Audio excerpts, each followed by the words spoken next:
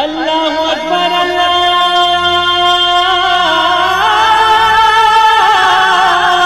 اکبر اللہ اکبر اللہ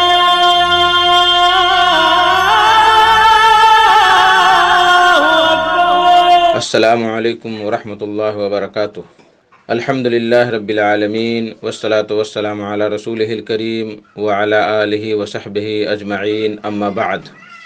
میں محمد مستقیم مدنی صدائے حق کا پروگرام لے کر حاضر خدمت ہو گیا ہوں۔ روزانہ کی طرح آج بھی انشاءاللہ تبارک و تعالی آپ کسی اچھے خطیب کا محاضرہ اور ان کی تقریر سماعت فرمائیں گے۔ آج 11 رمضان المبارک 1441 ہجری، 5 مئی 2020، 23 گتے بیساکھ 2077 بکرمی۔ الحمدللہ ہم لوگ رمضان المبارک کے دوسرے ہفتہ میں داخل ہو گئے ہیں۔ اللہ تبارک و تعالیٰ کی رحمت و مغفرت کے حصول میں ہم مسلمانان عالم رواں دواں ہیں۔ محترم سامعین کرام، پروگرام کے آغاز میں چاہتا ہوں کہ آپ لوگوں کی سماعت کے حوالے قرآن پاک کی چند آیات پیش کروں، تو لیجئے آپ تلاوت قرآن پاک سماعت فرمائیں۔ اعوذ باللہ من الشیطان الرجیم، بسم اللہ الرحمن الرحیم۔ ان اللہ لا يستحی ان يضرب مثلا ما بعوضة فما فوقها فأما الذين آمنوا فيعلمون أنه الحق من ربهم وأما الذين كفروا فيقولون ماذا أراد الله بهذا مثلا يضل به كثيرا ويهدي به كثيرا وما يضل به إلا الفاسقين الذين ينقضون عهد الله من بعد ميثاقه ويقطعون ما أمر الله به أن يوصل ويفسدون في الأرض أولئك هم الخاسرون۔ اللہ اکبر اللہ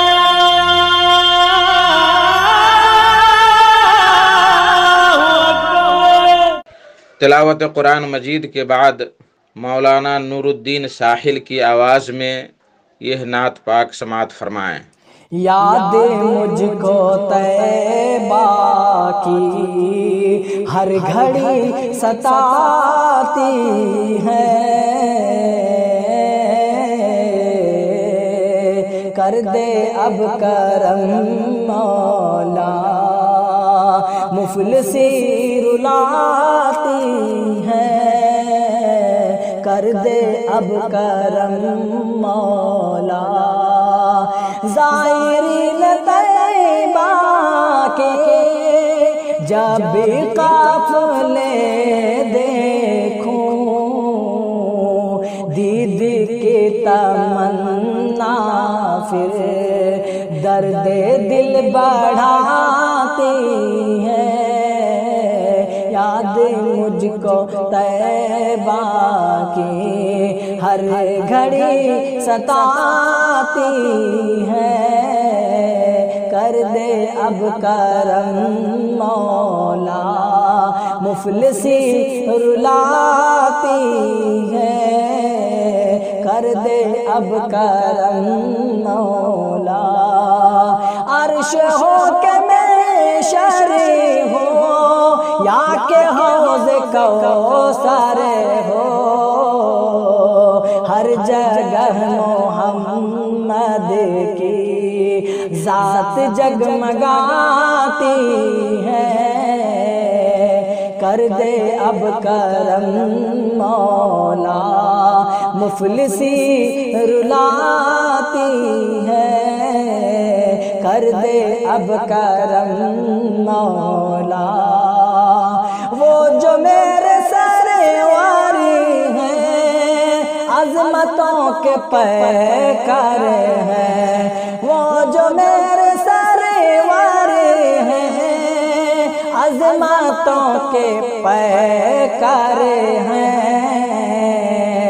رفعت فلک جن کے آگے منہ چھپاتی ہے، کر دے اب کرم مولا، مفلسی رلاتی ہے، یاد مجھ کو طیبہ کی ہر گھڑی ستاتی ہے، یاد مجھ کو طیبہ کی ہادیے معظم کے جو خلاف چلتے ہیں، ہادیے معظم کے جو خلاف چلتے ہیں، کشتی حیات ان کی، کشتی حیات ان کی پھر تو ڈگمگاتی ہے، کشتی حیات ان کی پھر تو ڈگمگاتی ہے، کر دے اب کرم مولا مفلسی رلاتی ہے، کر دے اب کرم مولا، پاس میں حکیم اپنے عشق کے سوا کیا ہے، پاس میں حکیم اپنے عشق کے سوا کیا ہے، نسبت محمد ہی، نسبت محمد ہی آس ایک جگاتی ہے، نسبت محمد ہی آس ایک جگاتی ہے، کر دے اب کرم مولا مفلسی رلاتی ہے، کر دے اب کرم مولا، کر دے اب کرم مولا مفلسی رلاتی ہے، یاد مجھ کو طیبہ کی ہر گھڑی ستاتی ہے، کر دے اب کرم مولا۔ اللہ اکبر اللہ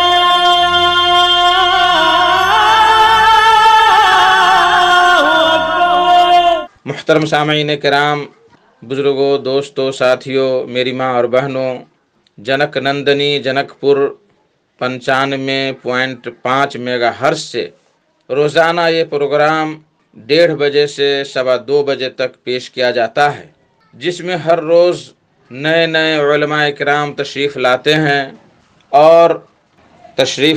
ہیں اور آپ حضرات کو مختلف دینی مسائل سے روشناس کراتے ہیں۔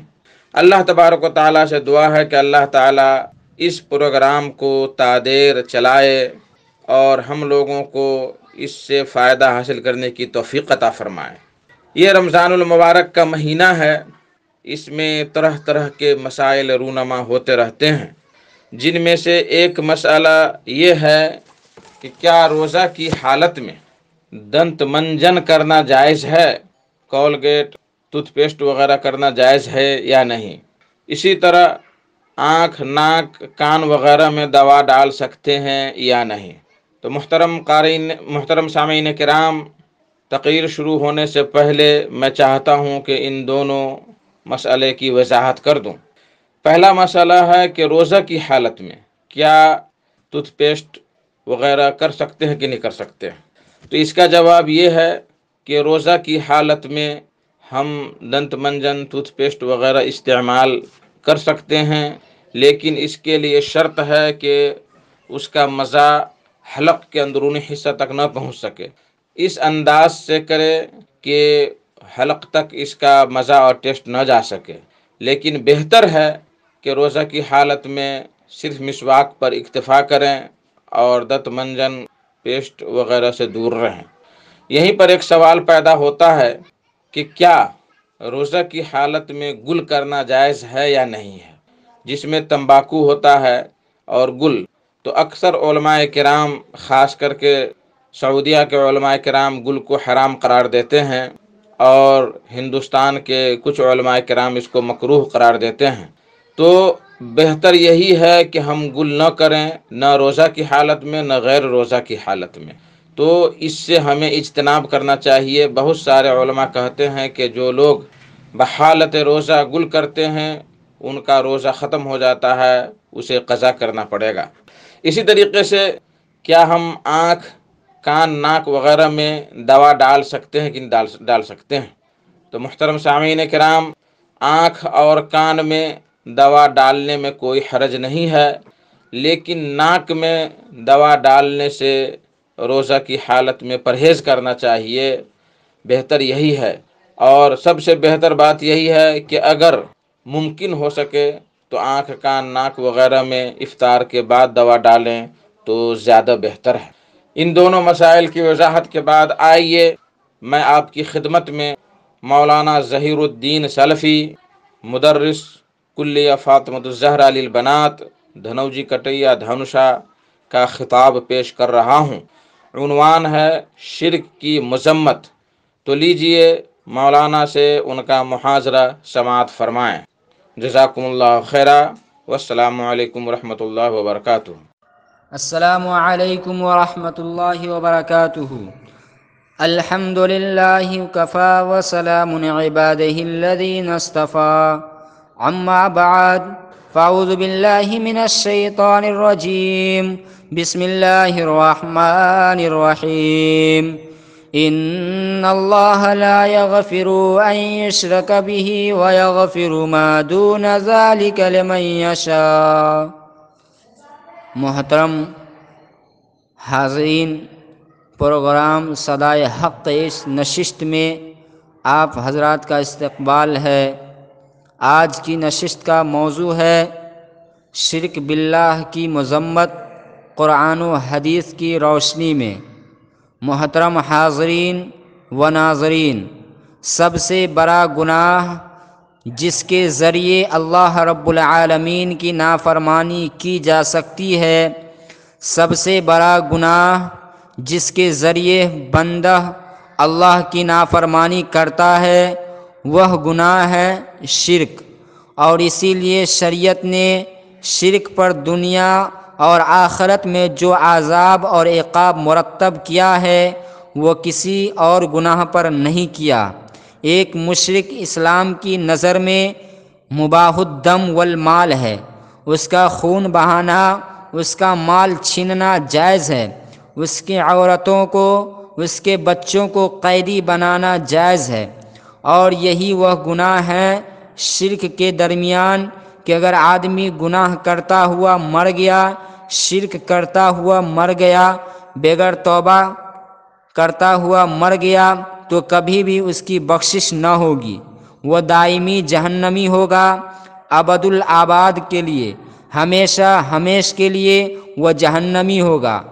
توحید شرک کی ضد ہے۔ جب شرک اتنی ہی سنگین چیز ہے تو ایک مسلمان پر واجب اور فرض ہے کہ وہ اپنے آپ کو شرک سے بچائے اور شرک کے اسباب و ذرائع، محرکات اور شرک کی قسموں کا علم حاصل کرے تاکہ اپنے آپ کو شرک سے بچا سکے، کیونکہ ایمان اور توحید ایک مومن کے لیے سب سے قیمتی متاع ہے۔ اگر یہ متاع لٹ گئی اور اس سے شرک کا ارتکاب ہو گیا تو اس کی آخرت تباہ ہو جائے گی۔ اس لیے ضروری ہے کہ شرک کی سنگینی کو سمجھے، اس کے محرکات اور اسباب کو معلوم کرے اور اپنے آپ کو شرک سے بچائے، اور ہمہ وقت رب العالمین سے دعا کرتا رہے کہ اے اللہ ہم سے کبھی بھی دانستہ یا نادانستہ کوئی شرک کا کام سرزد نہ ہو۔ تو آئیے سب سے پہلے ہم یہ جان لیتے ہیں کہ شرک کہتے ہیں کسے، شرک کرنے والوں کا انجام کیا ہوتا ہے۔ شرک کہتے ہیں اللہ کے علاوہ غیر اللہ کی پوجا پرستش کرنا، غیر اللہ سے مدد مانگنا۔ اللہ کے رسول نے فرمایا تھا میری امت کے اندر ایک ایسا زمانہ آئے گا حتیٰ یعبد الاوثان میری امت کے اندر بھی بتوں کی پوجا کی جائے گی، بت پرستی کی جائے گی۔ کوئی کھڑے بت کو پوج رہا ہے تو کوئی مورتی بنا کے پوج رہا ہے، تو کوئی نیک لوگوں کی درگاہوں پہ، نیک لوگوں کی قبروں پہ جا کے وہاں سجدہ کر رہا ہے۔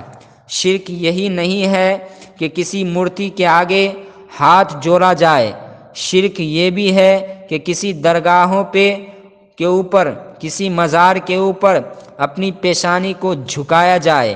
اے مسلمانوں، تجھے کیا ہو گیا ہے؟ تو کہاں کہاں جا کر اپنی توحید کو لٹا رہا ہے؟ تو کہاں کہاں جا کر شرک کر رہا ہے؟ دنیا کا سب سے بڑا پاپ اگر کوئی ہے تو شرک ہے۔ اللہ کا فرمان ہے سورہ لقمان آیت نمبر 13 کے اندر، ان الشرک لظلم عظیم، کہ بے شک شرک سب سے بڑا گناہ ہے، دنیا کا واحد گناہ ہے۔ اللہ شرک کو معاف نہیں کرے گا، ورنہ کون سا ایسا گناہ ہے جس کو اللہ تعالیٰ معاف نہیں کرتا۔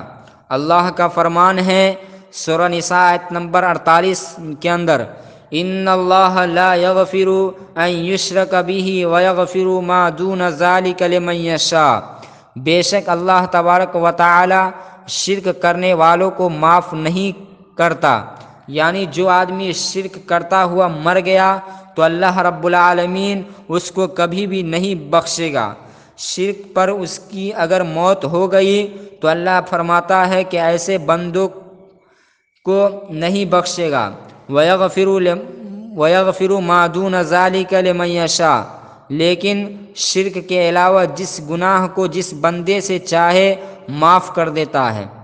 محترم سامعین، اس آیت کریمہ سے یہ بات سمجھ میں آ گئی کہ جو گناہ ناقابل معافی ہے، جو کبھی نہ بخشا جانے والا ہے، وہ گناہ شرک ہے۔ آخر کیوں؟ شرک کرنے والوں کا مقصد کیا ہوتا ہے؟ اللہ رب العالمین کی تنقیص، اللہ رب العالمین کا خالص حق جو اس کے بندوں پر واجب ہے، جس کے لیے اس نے بندوں کو پیدا کیا ہے، جس کے لیے اس نے آسمان سے کتابیں نازل کی ہیں، جس کے لیے اس نے تمام انبیاء اور رسول بھیجے ہیں، اللہ کے اس خالص حق کو اللہ سے ہٹا کر بندوں کی طرف پھیرنا ہے، اور اسی طریقے سے غیر اللہ کو اللہ کے برابر گرداننا ہے۔ سورہ انعام آیت نمبر 1 میں اللہ فرماتا ہے، ثم الذین کفروا بربہم یعدلون، جو لوگ کفر کرتے ہیں اپنے رب کے ساتھ، جن کو شریک کرتے ہیں وہ اپنے رب کے ساتھ ان کو برابر کرتے ہیں۔ یہ شرک کیا ہے؟ پیدائش کے وقت مقصد کے خلاف ہے، شریعت نازل کرنے کے خلاف ہے۔ یہ شرک اللہ رب العالمین کی مخالفت ہے، اللہ رب العالمین کے عبادت سے، اس کے سامنے ذلت اور عاجزی اختیار کرنے سے، اس کی شریعت کی پاسداری کرنے سے بغاوت ہے۔ اور شرک یہ ہے کہ ایک عاجز، ناتواں، کمزور مخلوق کو، ایک انسان کو اللہ غنی قادر مطلق کے برابر کرنا ہے۔ وہ انسان جو اپنے نفع نقصان کا مالک نہیں، جو اپنی موت و حیات کا مالک نہیں، جس کو ایک لمحے کے بعد کیا ہونا ہے وہ معلوم نہیں، اس عاجز انسان، درمادہ، فقیر، محتاج انسان کو آدمی شرک کر کے اللہ قادر غنی مطلق کے برابر کرتا ہے، جس نے مخلوقات کو پیدا کیا، جو زمانے کا نظام چلاتا ہے، تمام خیر اس کے ہاتھ میں ہیں، تمام معاملات اس کی طرف پلٹنے والے ہیں۔ ظاہر سی بات ہے جب آدمی اتنا بڑا جرم کرے اور ایک عاجز، کمزور، درمادہ مخلوق کو اللہ رب العالمین کے برابر گردان دے، اور اللہ کو جس طرح پکارتا ہے اس کو طرح غیر اللہ کو پکارے، اور جس طرح سے اللہ سے فریاد کرتا ہے ویسے ہی دوسروں سے فریاد کرے، اور جس طرح اللہ سے محبت رکھتا ہے ویسے ہی دوسروں سے محبت رکھے، اور جس طرح اللہ کی رضا اور خوشنودی کے لیے جانور ذبح کرتا ہے ویسے ہی بزرگوں کی خوشنودی کے لیے اپنی جانور ذبح کرے، اس کے نام کی نظر و نیاز کرے۔ قسم اللہ کی، دین، شریعت، عقل، فطرت یہی کہتی ہے کہ ایسا مجرم اسی لائق ہے کہ وہ کبھی نہ بخشا جائے۔ اس سے کوئی بڑا ظلم ہو ہی نہیں سکتا، اس سے بری اور قبیح کوئی چیز کائنات میں ہو ہی نہیں سکتی۔ اس لیے وہ اللہ جو ارحم الراحمین ہے، کتب علی نفسہ الرحمہ ہے، جس نے اپنی ذات کے اوپر رحمت کو فرض کیا، جس کی رحمت اس کے غضب پر مقدم ہے، وہ رب العالمین ارحم الراحمین یہ کہہ رہا ہے کہ شرک کرنے والوں، تمہارا جرم اتنا سنگین ہے کہ تو اسی لائق ہے کہ تجھے کبھی نہ بخشا جائے۔ اس کے علاوہ جو گناہ اللہ جس بندے سے چاہے اس کو معاف کر دے۔ اس کے برعکس اللہ فرماتا ہے سورہ مائدہ آیت نمبر 72 میں، انہ من یشرک باللہ فقد حرم اللہ علیہ الجنہ وماوأہ النار وما للظالمین من انصار۔ جو اللہ کے ساتھ کسی کو شریک کرے گا، فقد حرم اللہ علیہ الجنہ تو بالیقین اللہ نے اس پر جنت کو حرام کر دیا، وماوأہ النار اس کا دائمی ٹھکانہ جہنم ہے، وما للظالمین من انصار اور ایسے ظالموں کے لیے جو سب سے بڑا ظالم ہے تو اس کے لیے کوئی بھی مددگار نہ ہوگا، یعنی کوئی بھی نبی، کوئی بھی ولی ان کے حق میں سفارش کرے گا ہی نہیں۔ اور دوسری جگہ اللہ فرماتا ہے سورہ حج آیت نمبر 31 میں، وَمَن يُشْرِكْ بِاللَّهِ فَكَأَنَّمَا خَرَّ مِنَ السَّمَاءِ فَتَخْطَفُهُ الطَّيْرُ أَوْ تَهْوِي بِهِ الرِّيحُ فِي مَكَانٍ سَحِيقٍ۔ جو اللہ کے ساتھ کسی کو شریک کرے گا، سمجھو کہ وہ آسمان کی بلندی سے گر گیا، چڑیا اس کے جسم کو اچک لے گی اور تیز تند ہوا اس کے باڈی کو دور اڑا کر لے جائے گی۔ اور یہ شرک نعوذ باللہ من ذالک کتنا سنگین ہے، آپ اس کو ملاحظہ کیجئے۔ سورہ زمر آیت نمبر 65 میں اللہ رب العالمین اپنے نبی کو مخاطب کر کے فرماتا ہے، وَلَئِنْ أَشْرَكْتَ لَيَحْبَطَنَّ عَمَلُكَ وَلَتَكُونَنَّ مِنَ الْخَاسِرِينَ۔ اے نبی آپ کی طرف وحی کی گئی، اللہ نے یہ کلام آپ کی طرف اتارا ہے، اور آپ سے پہلے تمام رسولوں کی طرف اللہ نے یہ پیغام بھیجا ہے کہ اگر تم نے شرک کیا تو البتہ تمہارے اعمال ضرور بالضرور بالیقین اور بلا شبہ تمہارے اعمال ضائع اور برباد کر دیے جائیں گے۔ وَلَتَكُونَنَّ مِنَ الْخَاسِرِينَ اور آپ گھاٹا اٹھانے والوں میں سے ہوں گے، یعنی جہنمیوں میں سے ہوں گے۔ سورہ نام آیت نمبر 88 میں اللہ نے 18 انبیاء کا ذکر کرنے کے بعد فرمایا، وَلَوْ أَشْرَكُوا لَحَبِطَ عَنْهُمْ مَا كَانُوا يَعْمَلُونَ۔ یہ بزرگ انبیاء کرام حضرت نوح علیہ السلام، حضرت ابراہیم علیہ السلام، حضرت موسیٰ علیہ السلام، جلیل القدر نبیوں کا اللہ نے ذکر کیا۔ اللہ اکبر۔ 18 نبیوں کا ذکر کرنے کے بعد اللہ فرماتا ہے کہ ان نبیوں کو اللہ نے ہدایت دی تھی کہ اے نبی ان کی ہدایت کی پیروی کیجیے۔ وَلَوْ أَشْرَكُوا اگر یہ لوگ بھی شرک کرے، لَحَبِطَ عَنْهُمْ مَا كَانُوا يَعْمَلُونَ تو ان کے بھی عملوں کو اللہ رب العالمین ضائع اور برباد کر دے گا۔ کتنی خطرناک چیز ہے، اس لیے دامن بچانے کی ضرورت ہے۔ اور ماشاءاللہ اسی خطرناکی کو ہمارے آپ کے اور تمام نبیوں کے باپ ابو الانبیاء امام الموحدین حضرت ابراہیم خلیل اللہ علیہ السلام نے اس سنگینی کو بھانپ لیا تھا اور سمجھ لیا تھا کہ شرک کتنی سنگین چیز ہے۔ چنانچہ سورہ ابراہیم آیت نمبر 35 میں اللہ رب العالمین نے حضرت ابراہیم علیہ السلام کی اس دعا کو نقل کرتا ہے کہ حضرت ابراہیم نے اپنے بچے اور اپنی ذریت کو مکہ شہر کے اندر آباد کیا تھا اور اس کے بعد کہا تھا، وَجْنُبْنِي وَبَنِيَّ أَن نَّعْبُدَ الْأَصْنَامَ۔ اے اللہ مجھ کو اور میرے بیٹے کو بت پرستی سے، صنم پرستی سے، غیر اللہ پرستی سے دور رکھنا۔ ہمارے درمیان اور بت کے درمیان آڑ دیوار کھڑی کر دینا، اور اللہ رب العالمین نے حضرت ابراہیم کی اس دعا کو قبول فرمائی، چنانچہ ان کو اور ان کے بیٹوں کو محفوظ رکھا، بلکہ بیٹوں کو نبی بنایا۔ کہا کیوں انہوں نے یہ دعا کی؟ آگے آیت ہے آیت نمبر 36 میں، ربی انہن اضللن کثیرا من الناس۔ اے میرے رب ان بتوں نے بہت سے لوگوں کو، بھاری اکثریت کو صراط مستقیم سے بھٹکا دیا، گمراہ کر دیا۔ اے اللہ ہمیں خطرہ ہے کہ میں اور ہمارے بچے بھی بھٹک نہ جائیں۔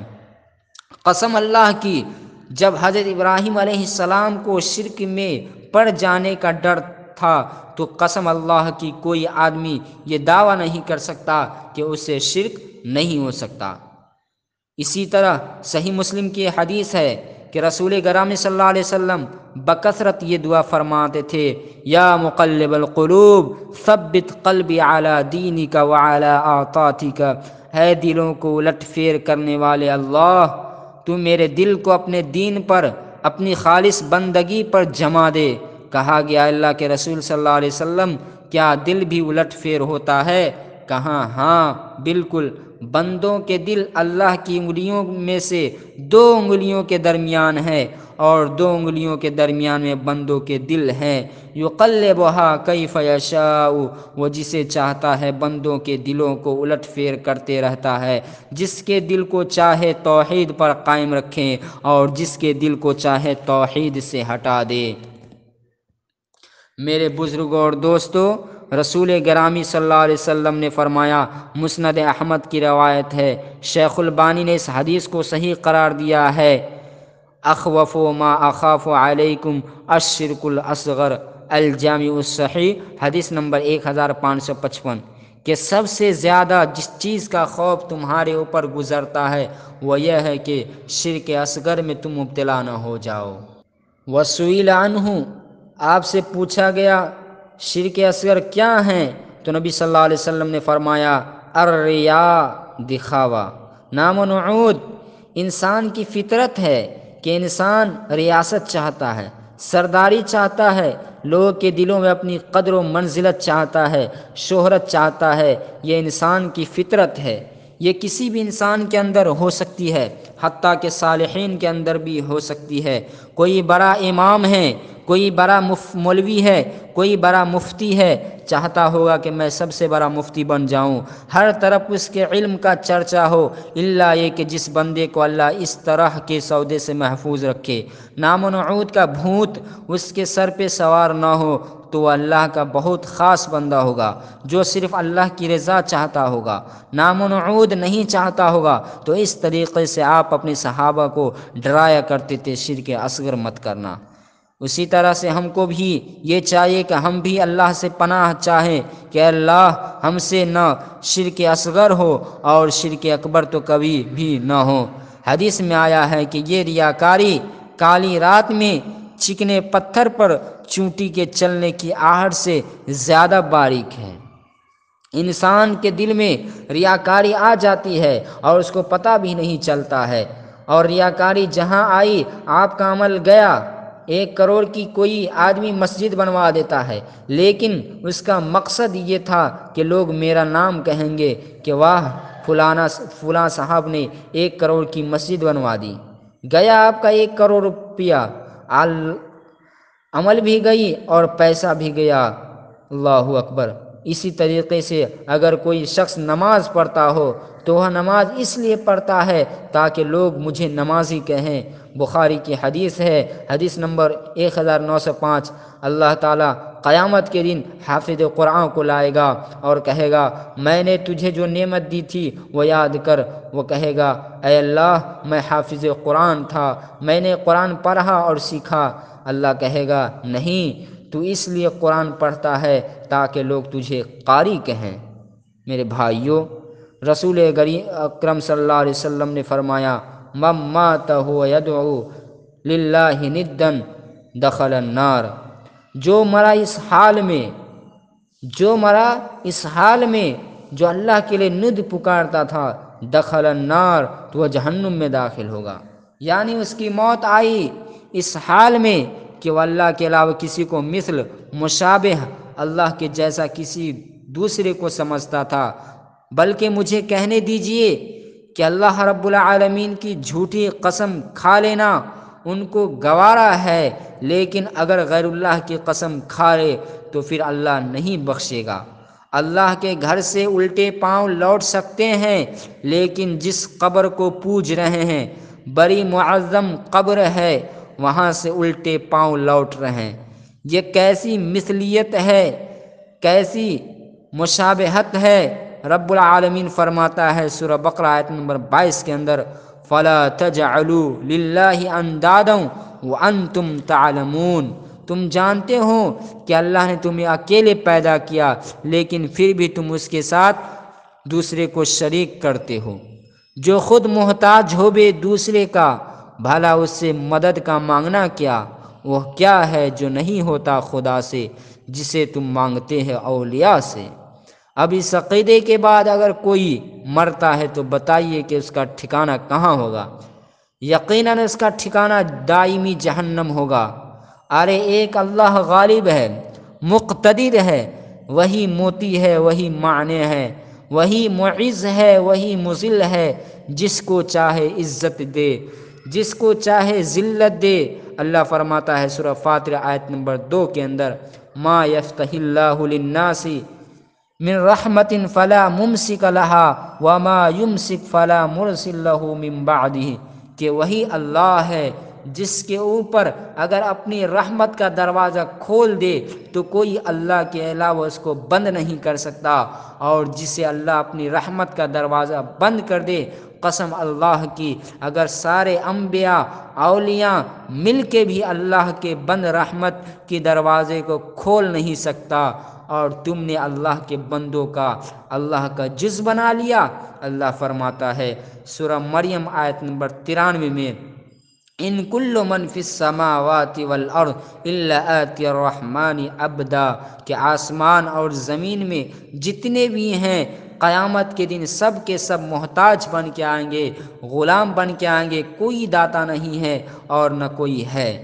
اللہ فرماتا ہے یا ایھا الناس انتم الفقراء الی اللہ واللہ الغنی الحمید، اے دنیا کے انسانوں سنو، تم سب کے سب محتاج ہو، ایک اللہ غنی اور حمید ہے، بے نیاز ہے، وہ کسی کا محتاج نہیں۔ جو خود اللہ کا محتاج ہے تم اس سے مانگتے ہو؟ رب العالمین فرماتا ہے سورہ مومنون آیت نمبر 92 اور 93 کے اندر، مَتَّخَذَ اللَّهُ مِن وَلَدٍ وَمَا كَانَ مَعَهُ مِنْ إِلَٰهٍ إِذًا لَّذَهَبَ كُلُّ إِلَٰهٍ بِمَا خَلَقَ وَلَعَلَا بَعْضُهُمْ عَلَىٰ بَعْضٍ سُبْحَانَ اللَّهِ عَمَّا يَصِفُونَ عَالِمِ الْغَيْبِ وَالشَّهَادَةِ فَتَعَالَىٰ عَمَّا يُشْرِكُونَ، کہ اللہ رب العالمین نے کوئی اولاد نہیں بنائی اور نہ اللہ نے کوئی معبود بھی اپنے ساتھ بنایا ہے جس کو تم معبود سمجھتے ہو، ورنہ اللہ کے علاوہ کوئی معبود ہوتا تو سب معبود اپنی اپنی مخلوق کو لے کر الگ ہو جاتا اور ایک معبود دوسرے معبود پہ چڑھ جاتا۔ فسبحان اللہ عما یصفون، اللہ تعالیٰ کو اتنا ناقص تصور کرتے ہو اور دوسرے بندے کو اللہ کے برابر شریک کرتے ہو۔ اللہ تعالیٰ تمہارے اس شرک سے پاک ہے، وہ تمہارے شرک کے عقائد سے بالکل بلند تر ہے، مقدس ہے، منزہ ہے، مبرع ہے۔ اللہ اکبر۔ اگر کوئی آدمی اللہ کے علاوہ دوسرے کو ند بناتا ہے، شریک کرتا ہے، تو اس کا دائمی ٹھکانہ جہنم ہوگا۔ اسی طریقے سے اگر کوئی آدمی یہ کہتا ہو کہ اللہ چاہے اور آپ چاہے، اس بات پر ایک شخص نے کہا یا رسول اللہ، جو آپ چاہیں اور اللہ چاہیں، تو اللہ کے رسول نے کہا اجعلتنی للہ ندن، تم مجھ کو اللہ کے برابر کر دیا، بل ما شاء اللہ وحدہ، کہہ کہ صرف وہی ہوگا جو اللہ چاہے گا۔ تو یہ اگر کوئی اس طرح کا جملہ بولتا ہے، اوپر اللہ نیچے آپ، تو یہ اللہ کو ند بناتا ہے، یہ شرک اصغر ہے۔ اور شرک اصغر سے ایمان سے خارج نہیں ہوتا بلکہ ایمان ناقص ہو جاتا ہے، ایمان ڈیمیج ہو جاتا ہے، اور شرک اکبر سے ایمان سے خارج ہو جاتا ہے۔ اور جس طریقے سے شرک اکبر بغیر توبہ کے معاف نہیں ہوگا، اسی طریقے سے شرک اصغر بھی معاف نہیں ہوگا۔ تب اگر آپ سے کوئی پوچھے کہ ایک آدمی اگر شرک اکبر لے کے مر گیا بغیر توبہ کے، تو اس کا ٹھکانہ تو دائمی جہنمی ہے، اور ایک آدمی شرک اصغر لے کے مر گیا بغیر توبہ کے، تو تم کیا کہو گے؟ ہم جواب دیں گے انشاءاللہ کہ وہ دائمی جہنمی نہیں ہوگا، کیونکہ اس نے شرک اکبر نہیں کیا۔ اللہ تعالیٰ کے یہاں میزان عدل ہوگا، اس کے گناہوں کو اور شرک اصغر کو اللہ رب العالمین پلڑے میں رکھے گا، اور اس آدمی کی نیکیوں کو اللہ رب العالمین پلڑے میں رکھے گا، وزن کرے گا، جس کا پلڑا جدھر جھک جائے وہ ادھر جائے گا۔ اور شرک اصغر والوں کے گناہوں کے ساتھ شرک اصغر بھی ہے پلس گناہ بھی ہے، وہ پلڑا جھک گیا تو جہنم میں جائے گا۔ لیکن چونکہ شرک اکبر سے اس کا دامن پاک ہے، اللہ رب العالمین ایک نہ ایک دن اس کو جہنم سے نکال کر جنت میں داخل کرے گا۔ میرے محترم بزرگوں اور دوستو، حضرت جابر بن عبداللہ روایت کرتے ہیں، صحیح مسلم کی حدیث ہے، دیکھیے انسان کی جنت اور جہنم اسے کتنی قریب ہے۔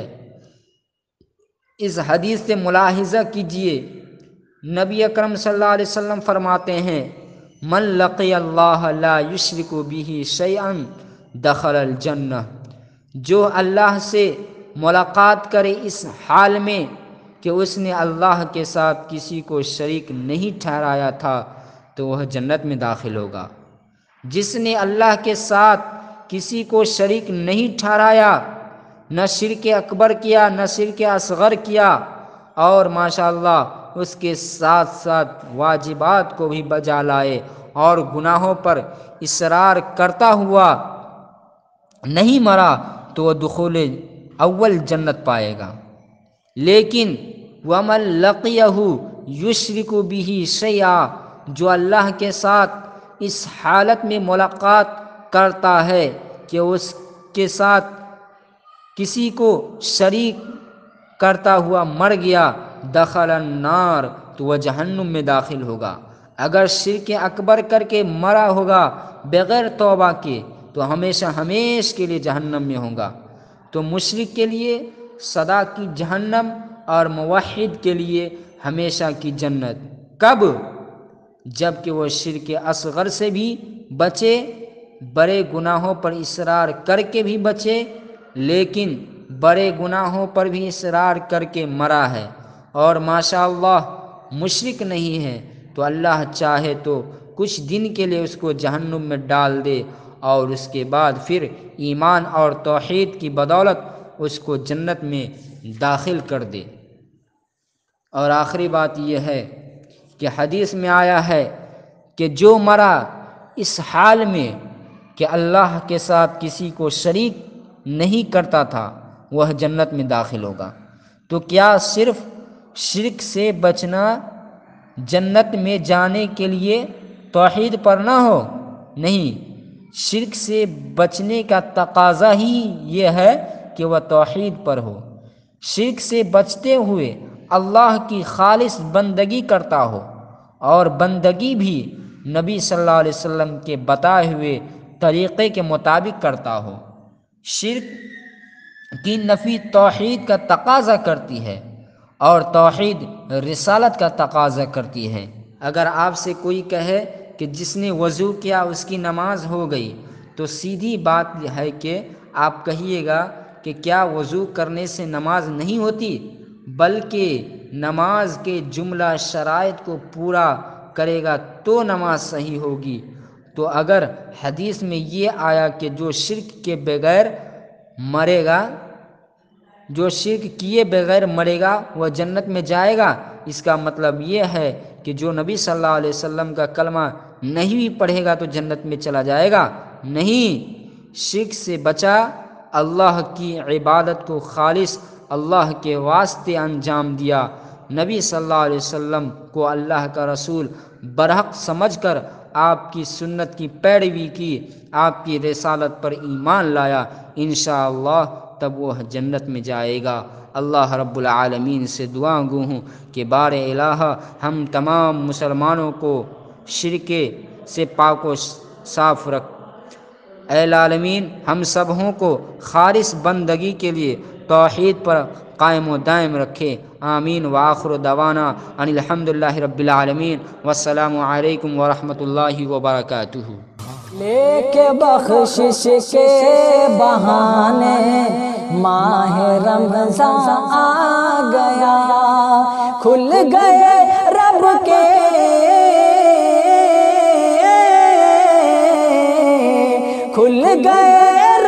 کے خزانے، ماہ رمضان آ گیا، لے کے بخشش کے خزانے ماہ رمضان آ گیا، ماہ رمضان آ گیا، بھر گئے دامن خوشی سے، رت سہانی آ گئی، رت سہانی آ گئی، نیکیاں یہ پھر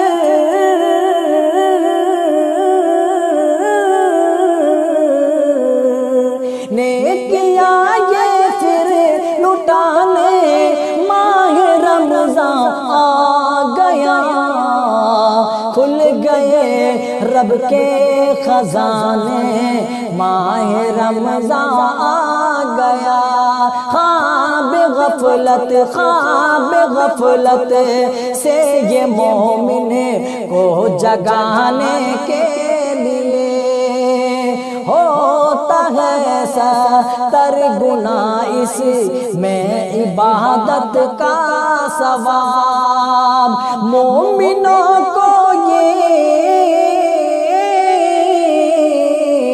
مومنوں کو یہ بتانے، ماہ رمضان آ گیا، بھر گئے دامن خوشی سے، رت سہانی آ گئی، کھل گئے رب کے خزانے، ماہ رمضان آ گیا، لے کے مصدع عاصیوں کو یہ سنانے خلد سے، یہ سنانے خلد کا، بکھر خوابوں کو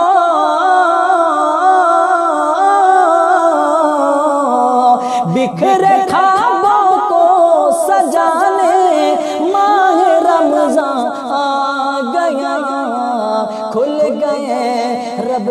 اللہ اکبر، اللہ